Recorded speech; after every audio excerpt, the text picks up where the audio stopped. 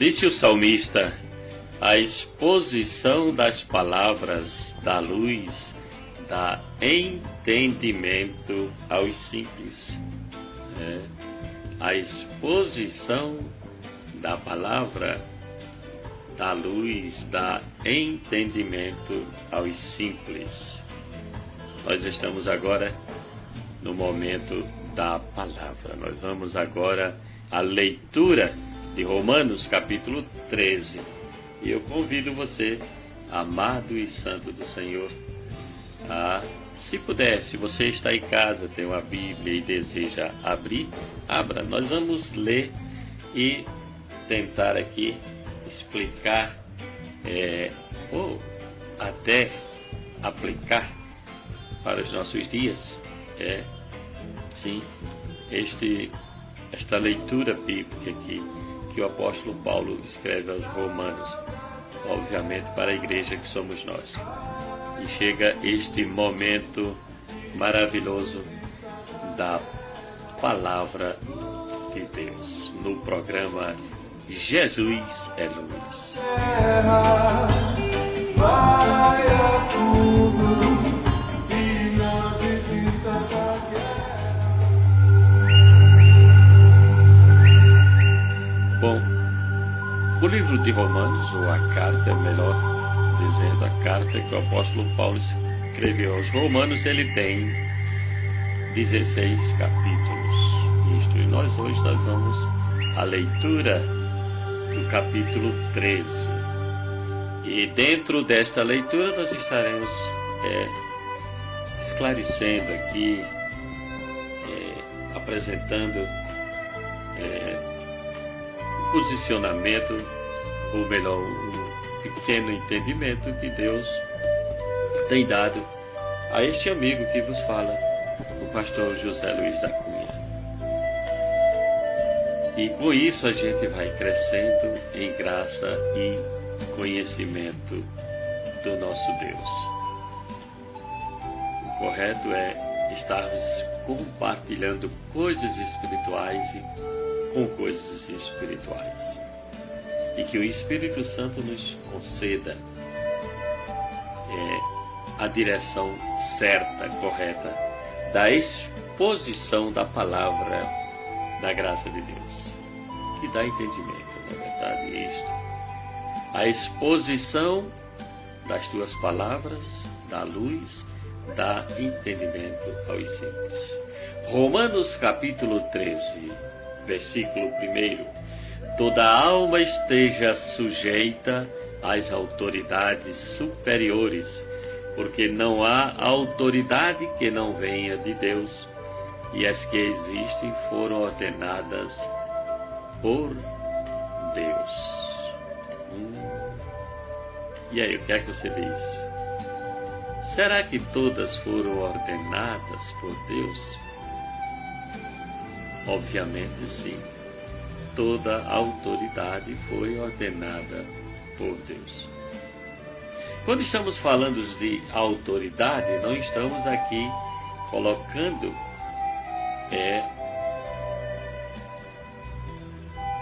pessoas de uma forma geral, mas sim autoridade. Ou seja, aquele ou aquela que exerce tal autoridade. E o Senhor diz que estejamos sujeitos às autoridades superiores, ou seja, aquelas que nos direcionam, que nos governam. Pode estar em qualquer esfera. Mas aqui, este capítulo 13, aos Romanos, se refere justamente à autoridade governamental na época. Como assim nos dias de hoje?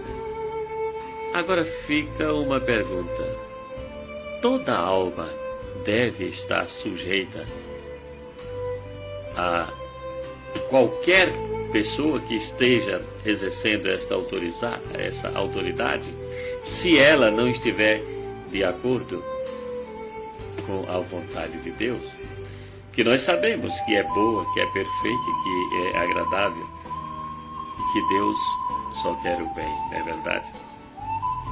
Ele diz: porque não há autoridade que não venha de Deus. E as que existem foram ordenadas por Deus.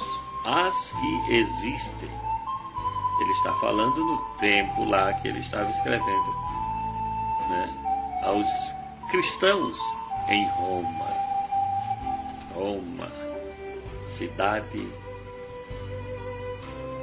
da perseguição aos romanos, de tantas coisas que aconteceram aos cristãos. Roma, os romanos perseguiram muitos cristãos, de toda forma, né? A história diz. Mas estavam lá os cristãos diante dessa situação. E Paulo dizendo que toda esteja sujeita a toda autoridade superior, porque não há autoridade que não venha de Deus. Em Tito ele diz: admoesta-os a que se sujeitem aos principados e potestades, que lhes obedeçam e estejam preparados para toda boa obra. É notório, sim, e isto deve-se o cristão ter esta obediência às autoridades. Sim, com certeza. Vamos entendendo aqui. Porque quem resiste à autoridade, resiste à ordenação de Deus. E os que resistem trarão sobre si mesmo a condenação.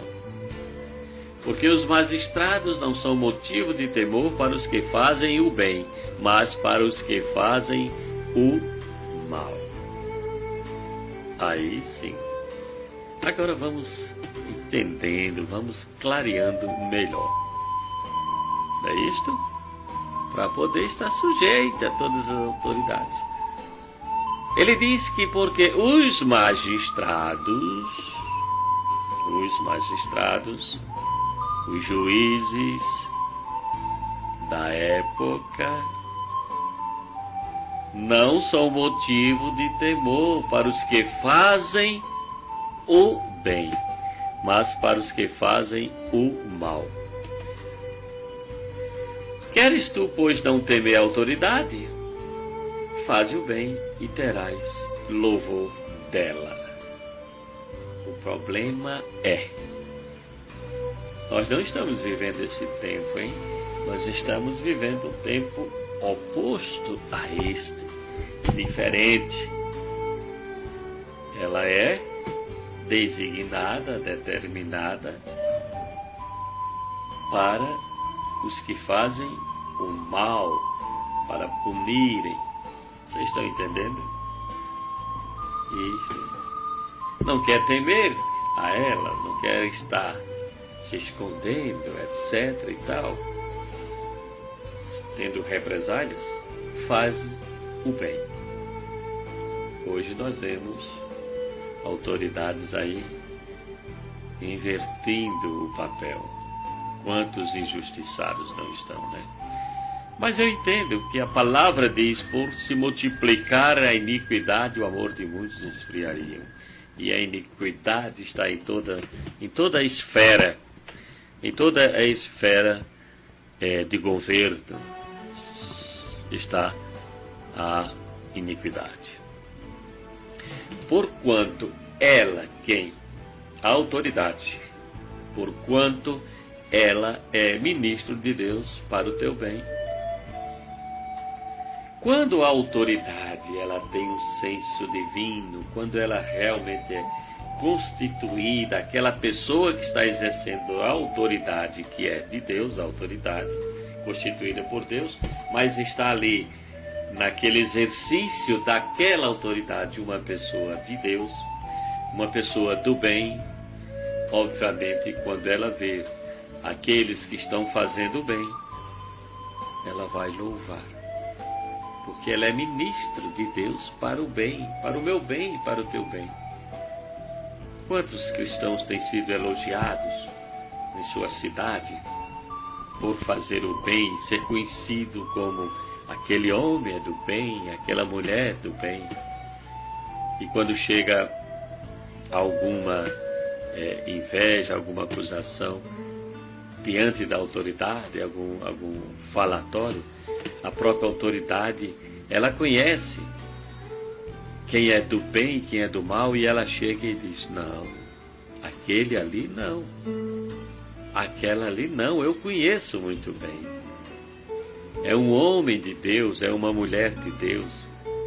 É um homem e uma mulher de Deus que se comporta na sociedade com temor a Deus. Agora, mesmo ele está falando para os crentes, para nós. Agora veja o seguinte: mas se fizerem o mal, teme, pois não traz debalde a espada, porque é ministro de Deus e vingador em ira contra aquele que pratica o mal. É assim. Olha o conselho. Mas um homem ou uma mulher de Deus pode fazer o mal? Sim, sim. A carne, quando ela se manifesta, ela só se manifesta para aquilo que lhe apraz, para aquilo que é de sua própria natureza. E a carne, ela é animal, ela é diabólica. A carne, a manifestação dos desejos da carne, é sempre para o mal. Então, se aqueles, homem ou mulher de Deus, estou usando o termo homem e mulher de Deus, porém como um identificador, não obviamente com muitos usam aí por orgulho, etc e tal, né? Não, só como identificador, aquele que faz o bem, né? Aquele que não é do mal, traduzindo, aquele que é do bem. Então, se vai e faz o mal, então pode ter certeza que essa autoridade constituída por Deus, ela vem cumprindo o seu papel para aquele que pratica o mal, não é para aquele que pratica o bem. Agora, se a própria autoridade constituída está inverter os valores, como obedecê-las? Será isto uma regra geral, esta aqui? Será? Obviamente que não. Nós temos exemplos lá do povo de Israel mesmo, de 3 jovens, Cedraque, Mesaque e Abdenego. Não se dobraram um decreto que era para eles adorarem ao rei, adorarem a imagem que ele tinha feito. Eles foram lançados, não obedeceram àquele decreto, pois aquele decreto no qual tinha sido estabelecido era contrário à vontade de Deus.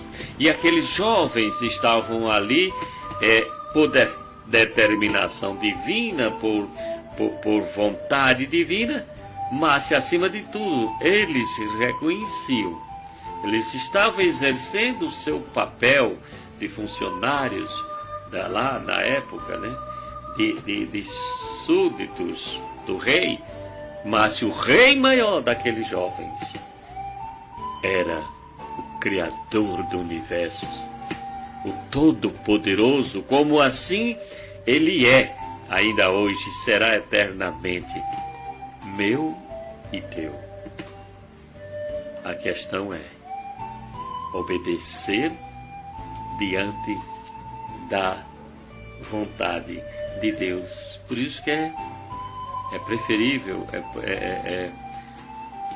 obedecer dentro da vontade de Deus, daquele conhecimento, certo?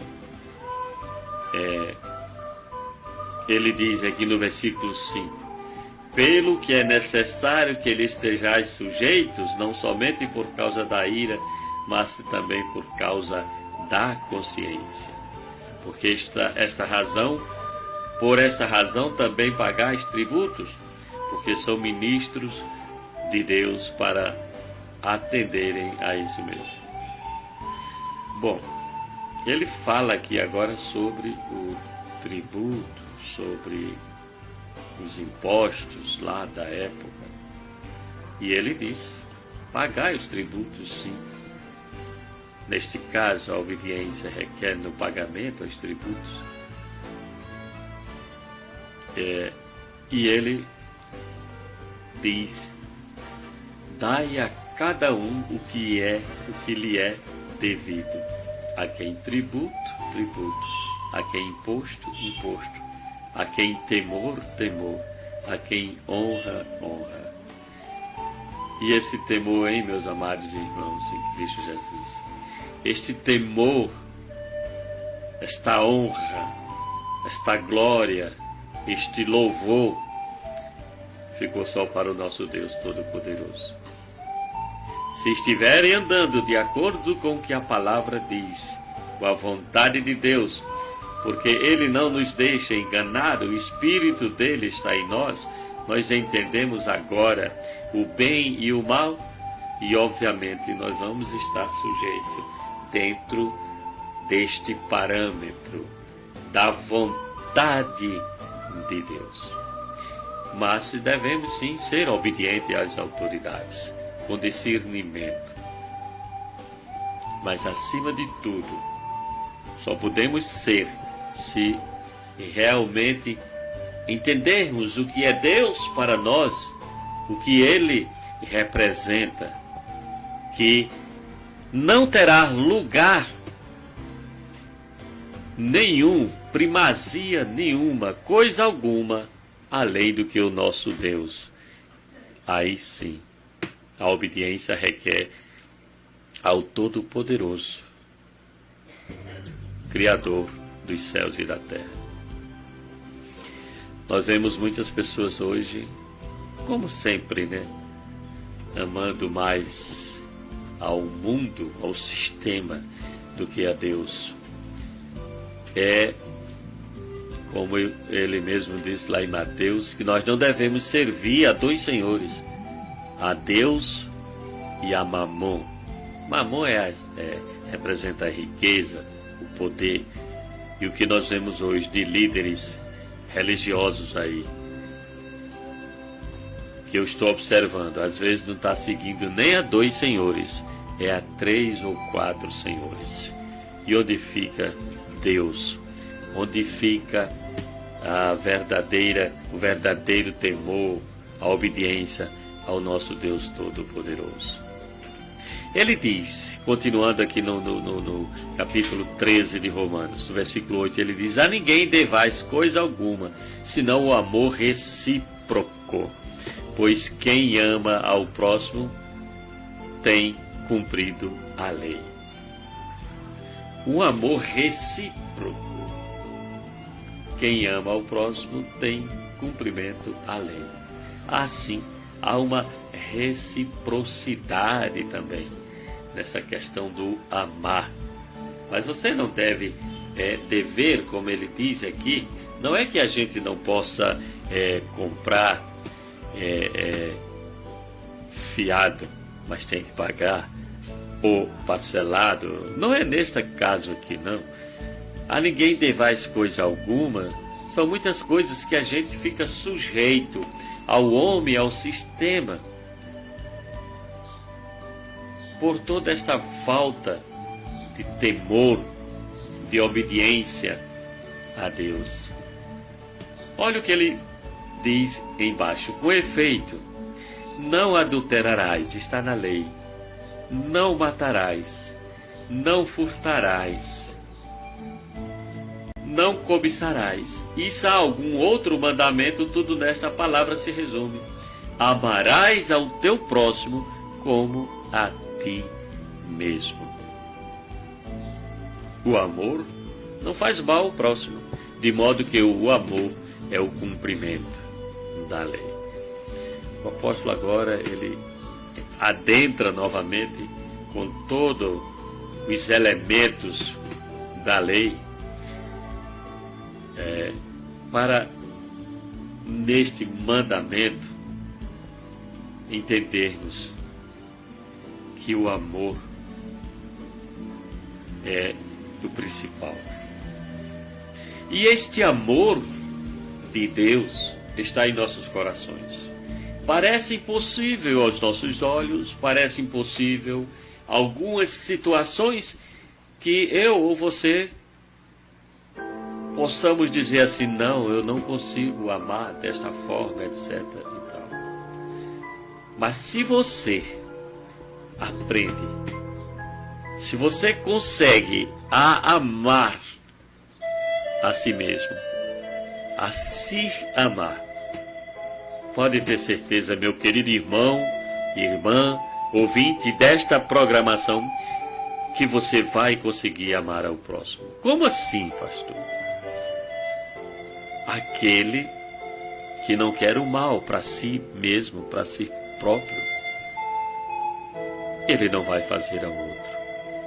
Aí sim, aí está ocorrendo justamente essa reciprocidade, olhando primeiramente para você, entregando ao outro o que é bom, o que lhe é devido, analisando, pensando, mas se isto fosse comigo, será que aquela pessoa ficaria satisfeito, já que eu não fico? Mas não é permitido para mim. Não presta isto para mim. Obviamente que não vai prestar também para o próximo. Você está entendendo? Quando o Senhor diz, amarás o teu próximo como a ti mesmo, a lei está escrito, disse Jesus, não mate, não cometa adultério, não furte, não diga falso testemunho, não, etc. e tal. Você queria que alguém fizesse essas coisas com você? É claro que não, né? É claro que não. Olhando para nós mesmos, nós temos condições de desenvolver, de praticar este amor que Jesus tem nos ensinado. Não é impossível. Sim, temos, porque este amor foi derramado em nossos corações. E ele diz, o amor ao próximo não faz mal. Não faz mal, de modo que o amor é o cumprimento da lei. Versículo 11. E isto fazei, conhecendo o tempo, que já é hora de despertardes do sono, porque a nossa salvação está agora mais perto de nós do que quando nos tornamos crentes. O que significa isto? Que o nosso pleno conhecimento está cada vez mais perto, a salvação mais perto, de que quando nos tornamos crentes, de quando dos primeiros passos, porque agora eu tenho este Evangelho que me guia, eu tenho o Espírito que habita em mim, eu tenho agora como discernir entre o fazer o bem ou fazer o mal. E isto, neste ponto aqui, eu tenho uma escolha, sim, tenho. Não é livre-arbítrio, não é livre-arbítrio, é uma permissão de Deus, uma vontade permissiva de Deus, de você fazer isto, aquilo, outro, contudo, você terá o prêmio daquilo que você fez. É como uma semente que é lançada em terra, que vai dar uma árvore, fruto, e você vai colher aqueles frutos agora. Versículo 12, ele diz, a noite é passada, o dia é chegado. Dispamo-nos, pois, das obras das trevas, e vistamo-nos, pois, das obras das trevas, e vistamo-nos das armas da luz. Perdão, vou ler de novo. A noite é passada, o dia é chegado. Dispamo-nos, pois, das obras das trevas, e vistamo-nos, pois, das obras das armas da luz. Andemos honestamente como de dia, não em glutonaria, em bebedeiras, não em impudicícias e dissoluções, não em contendas e invejas. A noite é passada. O que é que o apóstolo está dizendo com a noite é passada? Lembra daquela frase quando ele diz que tudo se fez novo? Que quem está em Cristo é nova criatura? As coisas velhas já passaram, tudo se fez novo? Pronto. Esta noite que passou é aquilo de que você era antes, sem este conhecimento, sem agora o Espírito Santo em ti, andando dissolutamente, sem temor algum. Esta noite é passada. Então, se é passado, as obras das trevas já não serão praticadas por nós. Não se deve praticar isto. Vistamo-nos, pois, das obras, das armas da luz, das obras da luz, armas da luz, aquela que nos sustenta, que nos defende de toda esta obra de trevas. Porque um dia andávamos nela, um dia praticávamos tudo isto de uma forma desordenada.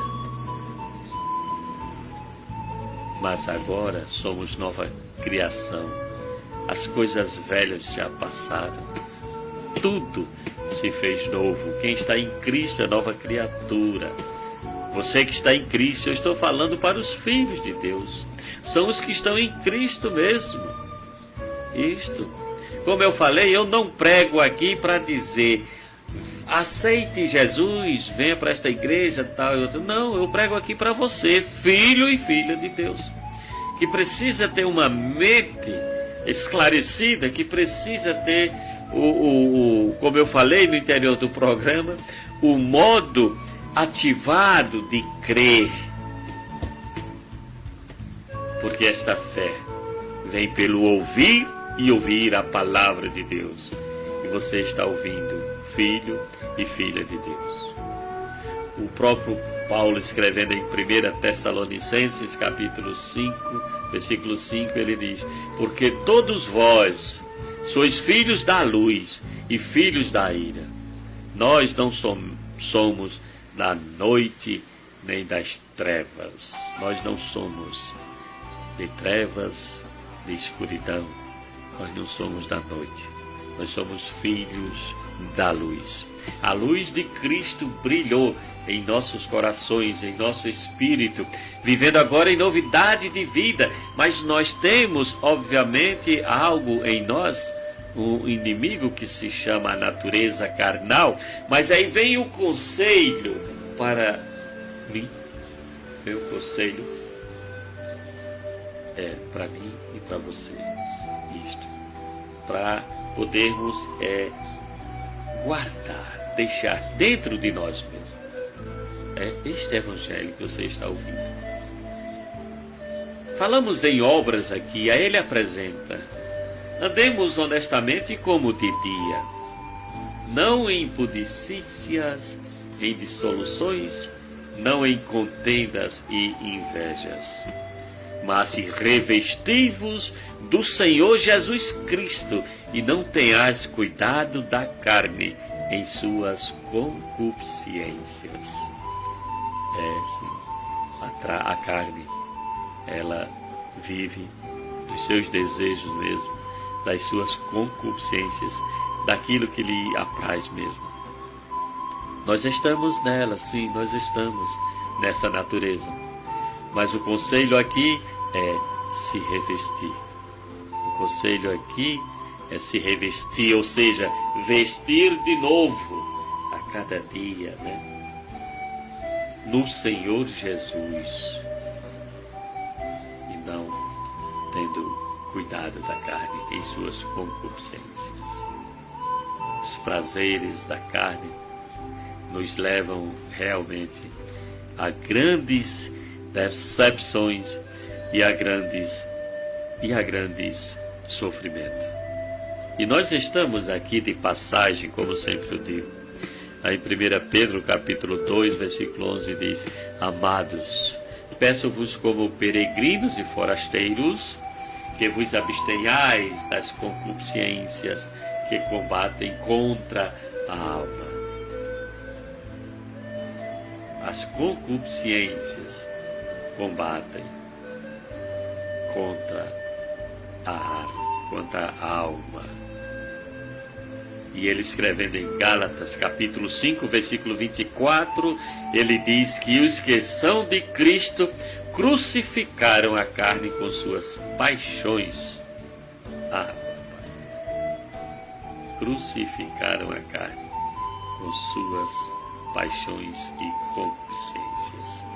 Que esta palavra possa adentrar nesta tarde maravilhosa em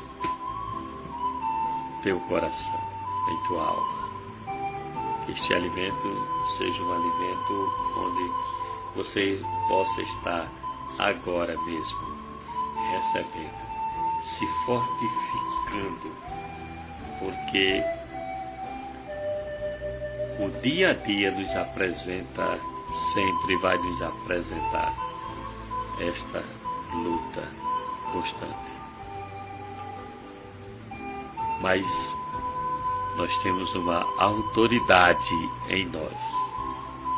Essa autoridade que está em nós, dentro de nós, se a gente se sujeita completamente a ela, que é a autoridade do Espírito, obviamente será mortificado essas obras, conforme nós lemos em Romanos 12. Lembra do capítulo anterior? Romanos 12, vou voltar aqui a ele para fechar com este momento. Romanos 12, o apóstolo Paulo escrevendo no versículo 1, ele disse: Rogo-vos, pois, irmãos, pela compaixão de Deus, que apresentei os vossos corpos como um sacrifício vivo, santo e agradável